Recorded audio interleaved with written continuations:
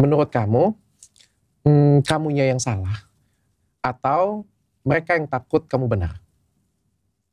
Mungkin mereka ya yang takut aku benar. Oke, seperti apa yang kamu tuntut dari penggusuran tersebut? Karena penggusuran ini, menurut saya ini, penggusuran ini ngusir para korban ini seperti hewan. Jadi gusur tinggal gusur. Oke, seperti hewan itu bagaimana?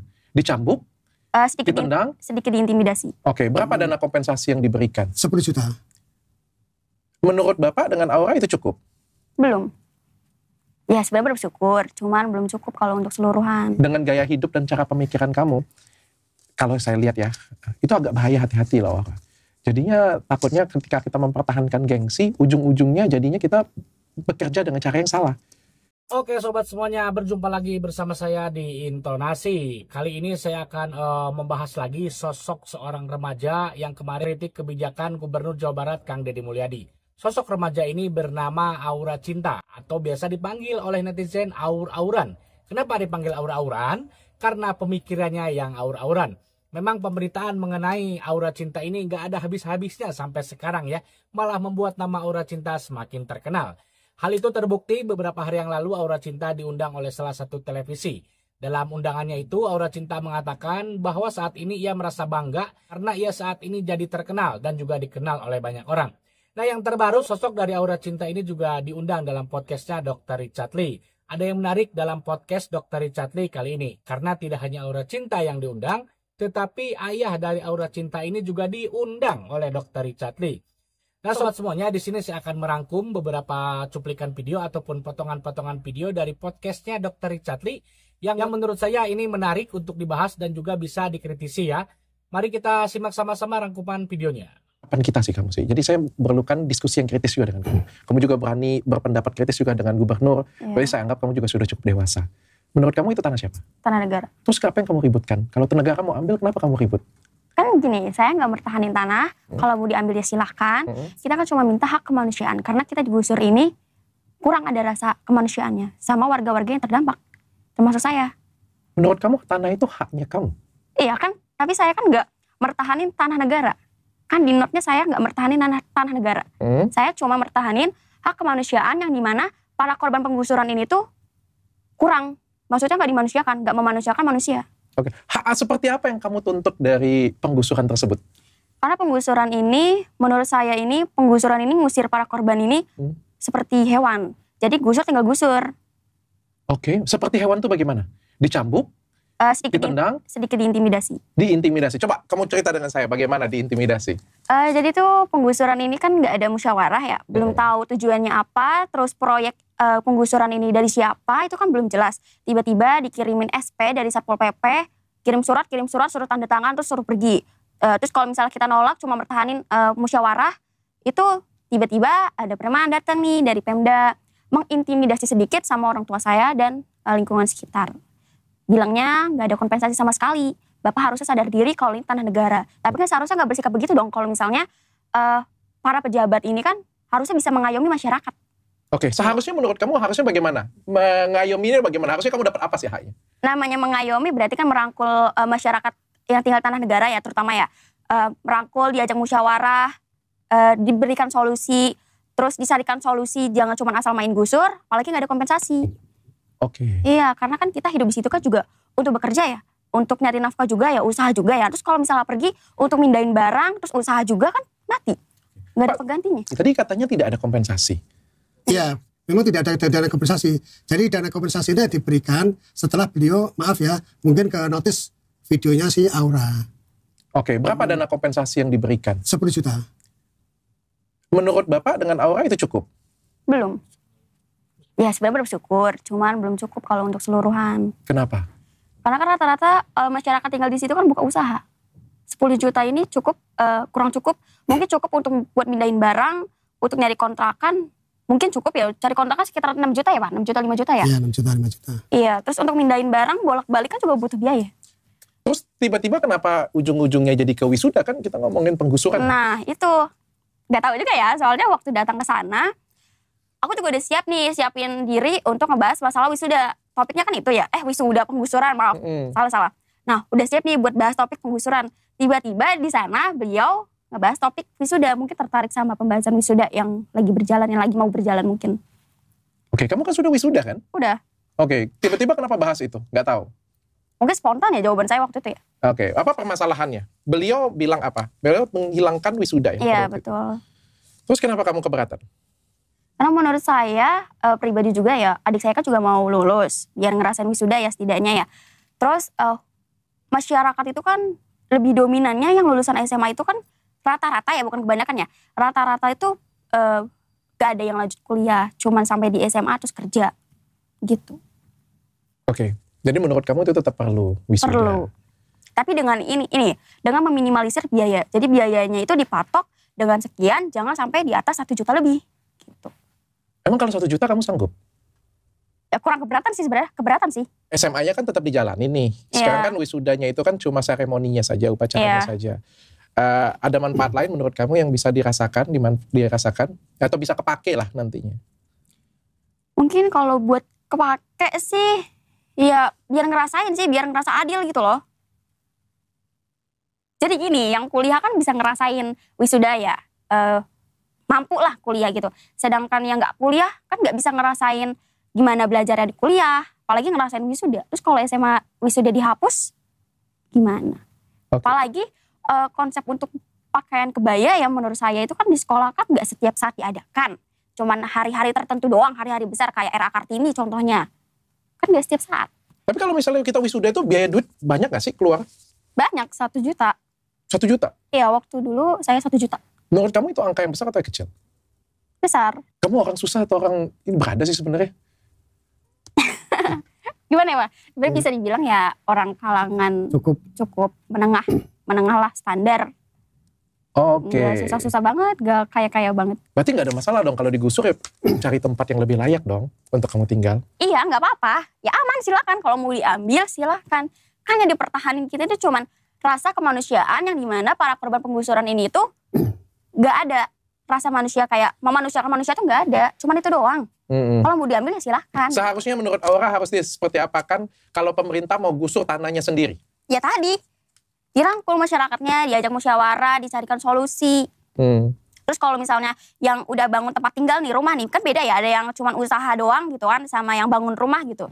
Dicarikan solusi, kira-kira gimana, diganti kompensasinya gimana gitu. Gusur, kamu minta kompensasi apa? Ya bangunan. Oh, bangunan, dipindahin bangunan. Bukan gitu, bangunan untuk mindahin barang setidaknya. Bangunan untuk pindahin barang. Iya. Oke. Kalau kamu jadi gubernur, kamu oke kan itu? Oke. Kan namanya kita mengayomi masyarakat ya, nama kita kan juga baik. Kita terjun juga ke lapangan, menemui masyarakat, merangkul masyarakat. Itu kan lebih baik dibanding kita terjun ke lapangan. Enggak, cuma tiba-tiba Satpol PP datang, ngasih SP, terus diintimidasi pula. Tapi kamu keterpikir gak kalau misalnya kamu melakukan itu suatu hari nanti makin banyak orang-orang yang ambil tanah pemerintah terus ke depan tunggu diusir dan minta kompensasi seperti itu. Berpikir gak kamu seperti itu? Enggak. Pak, saya pengen tanya Pak, Bapak kerjanya apa Pak? Saya wirausaha. Wirausaha? Iya. Usaha apa Pak? Untuk kalau dulu sembako, tetapi semakin kesini ada perubahan untuk usaha. Nah sekarang kita sebagai supplier botol.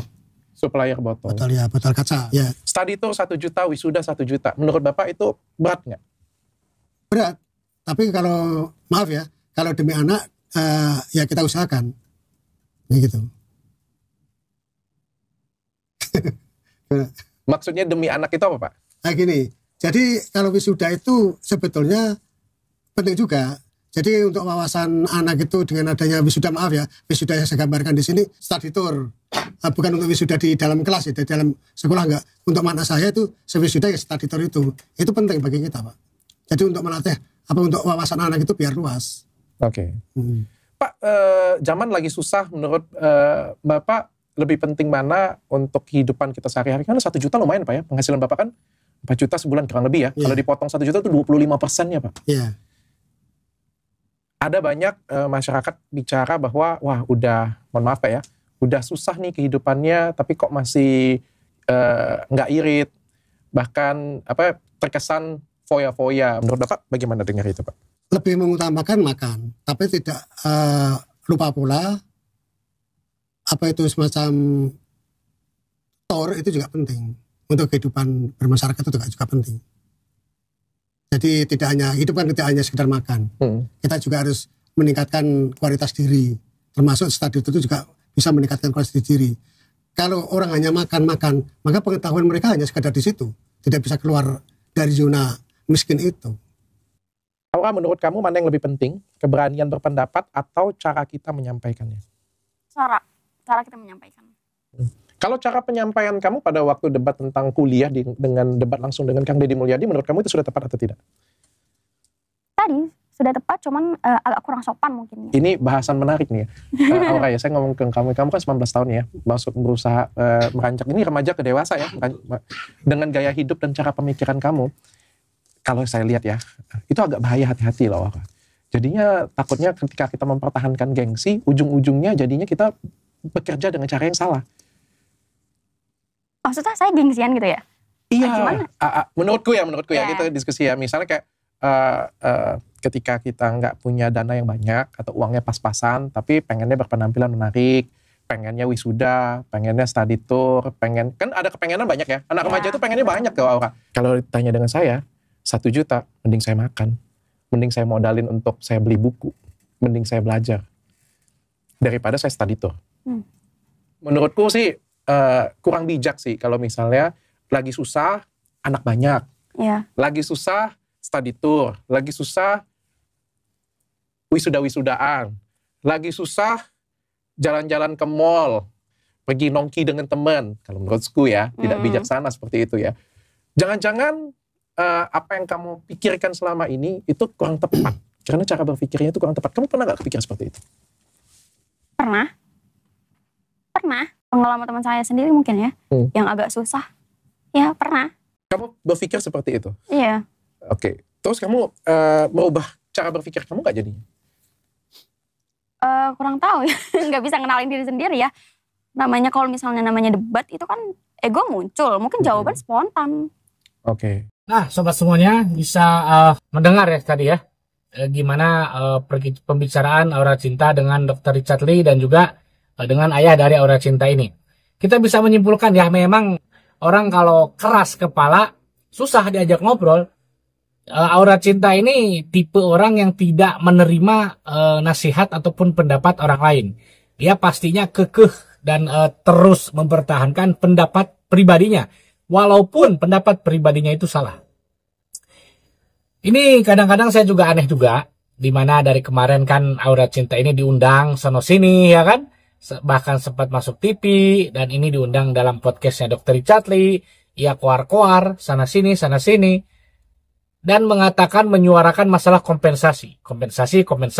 Ini kan kadang-kadang konyol ya, dimana waktu itu ya ditawari kompensasi oleh Kang Deddy Mulyadi, seolah-olah dia nggak mau, seolah-olah dia nolak. Nah ini konyol ya, tetapi sekarang dia koar-koar masalah kompensasi. Bahkan yang lebih nggak masuk akalnya lagi, dia katanya tidak dimanusiakan, ya. Dia dianggap seperti hewan, seperti binatang, karena rumahnya digusur tanpa musyawarah, karena rumahnya digusur tanpa adanya pemberitahuan. Padahal tadi dia mengatakan Satpol PP memberikan surat peringatan ya, memberikan surat SP.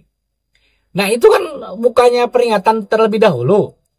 Nah jadi ini sudah mulai terbongkar nih ya, kebohongan-kebohongan dari Aura Cinta ini. Di mana ia menyuarakan katanya tidak ada musyawarah, tidak ada diskusi, tidak ada peringatan masalah penggusuran. Tetapi tadi dia mengatakan bahwa sudah ada surat peringatan, sudah ada SP. Nah itu kan sama saja kan sudah ada peringatan. Jadi sudah terbukti kan sekarang pemerintah tidak asal gusur. Tentu saja menggunakan prosedur-prosedur yang memang tidak melanggar hukum dan juga menurut saya sangat manusiawi. Tetapi kan tadi Aura Cinta mengklaim bahwasannya itu tidak manusiawi. Intinya mah kompensasinya kan tadi kurang katanya. Maunya berapa tuh Neng?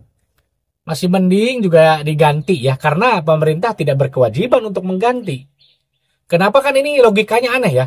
Giliran dia rumahnya digusur karena menempati tanah negara, dia teriak-teriak ingin musyawarah ini itu dan sebagainya.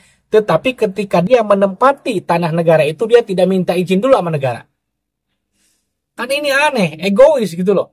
Giliran digusur dia ingin minta penggantian, tapi giliran dia memakai tanah negara dia tidak izin, tidak bilang ke negara. Jadi ini aneh ya. Nah ini kan semakin banyak dia berbicara, semakin banyak dia ngoceh, semakin terlihat bodohnya. Gitu kan, bukan saya merasa pintar, tetapi kan semakin berkuar-kuar ini kan semakin terbongkar, bodohnya kelihatan gitu kan. Karena kenapa saya bilang bodoh? Karena dia mempertahankan keyakinan yang menurut orang lain salah gitu loh. Dimana kan ia mempertahankan meminta kompensasi, itu kan gak logika juga. Karena kan tanah yang ia tempatin tanah negara. Kan ini Kang Deddy Mulyadi juga memberikan kompensasi itu sebagai uang kemanusiaan saja, ya. Bukan berkewajiban memang diganti, bukan. Jadi sebagai kemanusiaan. Tetapi kan si Aura Cinta ini ketika ditawari malah menolak. Ketika ia menolak karena gengsinya yang tinggi, sekarang dia keluar-keluar sana-sini masalah kompensasi yang tidak cukup, terlalu kecil. Nah ini kan aneh gitu kan.